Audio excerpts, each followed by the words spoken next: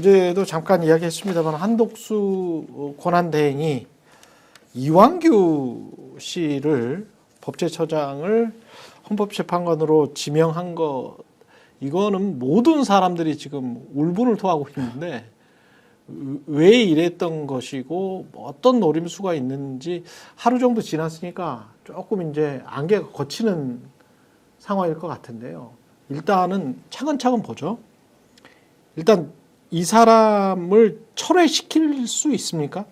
지명한 사람을 국회가 민주당이 할 수 있는 뭐 방법이 있습니까? 이 사람이 지금 뭐 당적 보유했던 거 아니냐? 뭐 본인은 아니라고 얘기하더라고요. 본인은 아니라고 하고 국민의힘은 그거는 뭐 개인의 프라이버시이기 때문에 우리는 알려줄 수 없다 뭐 이런 식으로 이야기를 하는데.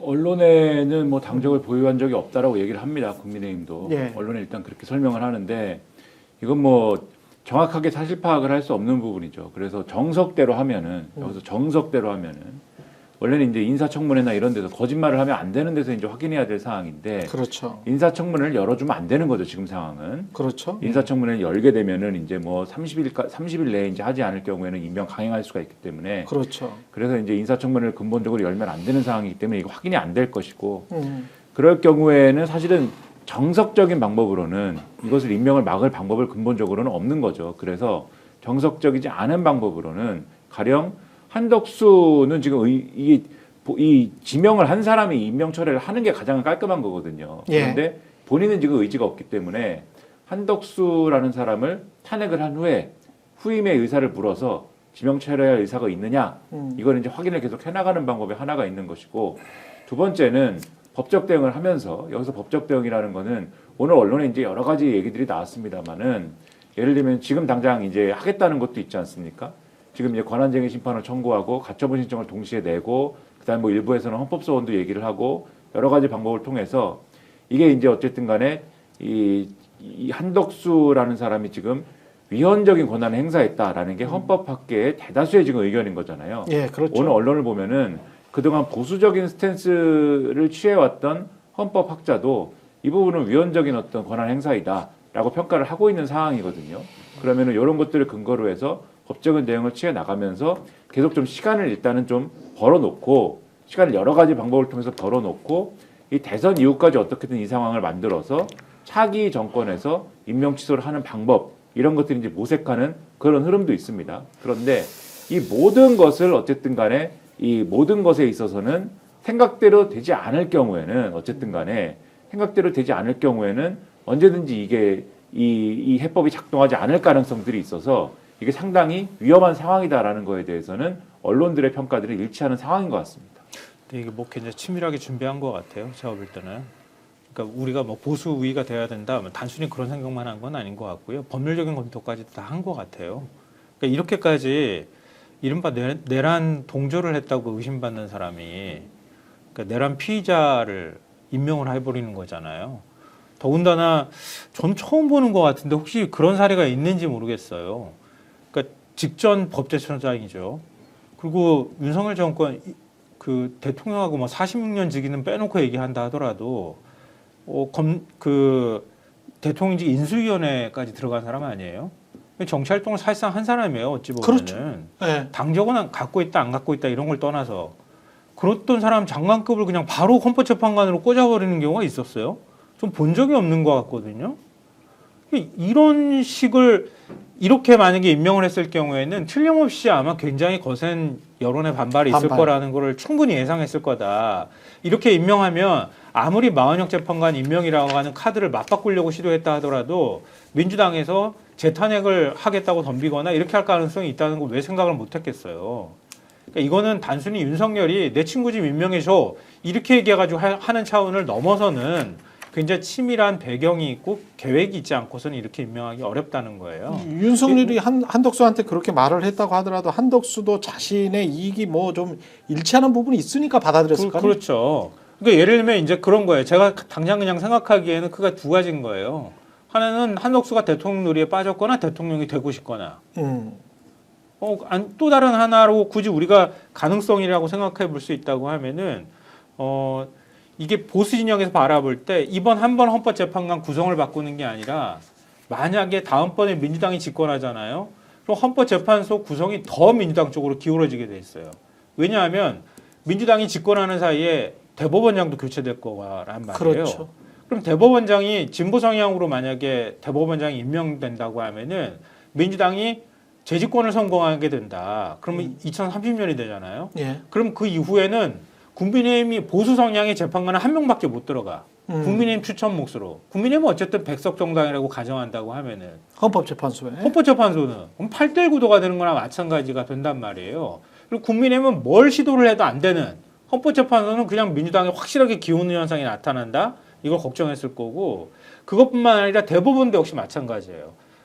헌법재판관들도 임기가 6년이란 말이에요. 대법관도 임기가 6년이에요. 근데 윤석열 정권에서 거의 다 대법관이 교체될 예정이었단 말이에요. 근데 임기 3년도 못 채우고 대통령이 파면돼 버리니까 윤 대통령이 사실상 제청받아서 임명해야 될, 그러니까 대법원장이 제청하도록 돼 있으니까 그렇지. 임명해야 될 대법관들조차도 구성이 완전히 바뀌게 되는 거예요. 그럼 이렇게 돼 버리면은 우리나라의 최고법원 2개가 완전히 진보 성향으로 바뀐다는 뜻이거든요. 거기에다가 만약에 의회도 민주당한테 내주고 대통령 권력도 민주당한테 줘버리면 우리 보수는 지금 국민의힘이 느끼는 공포나 이런 거랑 비슷한 건데 완전히 괴멸될 거다. 근데 뭐 민주당이 또 완전히 진보 이런 또 색채는 그런 건 아니기 아니지만 아니기 보수에서 때문에. 바라볼 때는 예. 그렇다는 거예요. 예. 그러니까 공포감이 충분히 있을 수는 있다고 봅니다. 그러니까 어제도 사실은 이제 최경영 TV에서 좀 말씀을 이제 제가 드렸는데 예. 지금 임기 헌법재판관들의 임기를 보면은 이번에 이제 문영배 이민선 두 재판관이 이제 대통령 추천 몫이지 않습니까? 만약에 이제 지금 한덕수가 이 만행을 저지르지 않았으면은 차기 대통령이 이제 임명을 하는 구조죠. 그렇죠. 이 두 명에 대해서. 그 다음에 또 2030년 그러니까 만약에 2025년에 지금 대선을 치렀으면은 인수위 없이 그냥 이제 이 임기를 시작하니까 2030년 중반에 이제 임기가 끝나지 않습니까? 차기 대통령이. 그렇죠. 그때까지 임기를 다하는 이제 이 헌법재판관 중에 대통령 추천 몫이 정영식 재판관이 있습니다. 2029년 12월 17일에 임기가 만료가 돼요. 그러면 이 세 명을 지금 대통령이 임명을 할 수가 있는 겁니다. 차기 대통령이. 거기다가 마은혁은 굳은자고. 그렇죠. 예. 이런 상황에 있고 그다음에 김영두 재판관하고 정정미 재판관의 경우에는 이 김명수 전 대법원장이 임명을 해서 대법원 추천 몫이에요. 근데 이 두 명도 2029년 3월 30일, 2029년 4월 16일에 임기가 끝납니다. 그리고 이 두 명은 다음 이제 정권에서 대법원장이 임명을 하는 그러한 헌법재판관이 되는데 그러면은 대법원장은 그런 임기가 언제까지냐? 원래 6년 임기지만 정년이 걸려 있어요. 정년 70살 정년이 걸려 있어 갖고 2027년까지가 임기입니다. 그러면 다음 대법원장도 2027년에 차기 대통령이 임명을 해야 됩니다. 그러면 대법원장을 진보 성향의 예를 들면 대법원장을 임명할 경우에는 지금 말씀드린 김영두 정정미 재판관의 후임도 진보 성향의 헌법재판관이 될 수도 있지 않겠는가. 그러면 총 3 더하기 2, 5명의 헌법재판관이 진보적인 헌법재판관으로 바뀔 수가 있다. 이런 의뢰를 보수 쪽에서는 할 법하죠. 그래서 최소한 지금 임명할 수 있는 2명의 대통령목 재판관이라도 한덕수가 임명을 해야 된다. 보수 성향으로 이런 이제 계산을 했을 법도 한데 여기서 심각한 것은 그 계산도 아주 고약하고 그 계산도 위헌적인 것이고 반헌법적인 것이고 차기 대통령이 행사해야 될 권한을 한덕수가 땡겨가지고 자기가 행사한 아주 이 만행인데 권한대행이. 그렇죠. 예. 여기다가 그게 이완규냐 네, 그게 그렇죠. 이완규인 건 뭐냐 이게 아주 악랄하다는 것이고요. 그리고 이 계획이 하루아침에 나온 것이 아니다라는 걸 어제도 말씀드렸는데 오늘 중앙일보 보도를 보면은 한덕수가 얘기를 하고 다녔다는 거예요. 이미 이전부터. 보도에 이렇게 되어 있습니다. 한덕수가 이 3명의 재판관 후보자를 지명한 거는 꽤 오래전 결정한 일이라고 한다.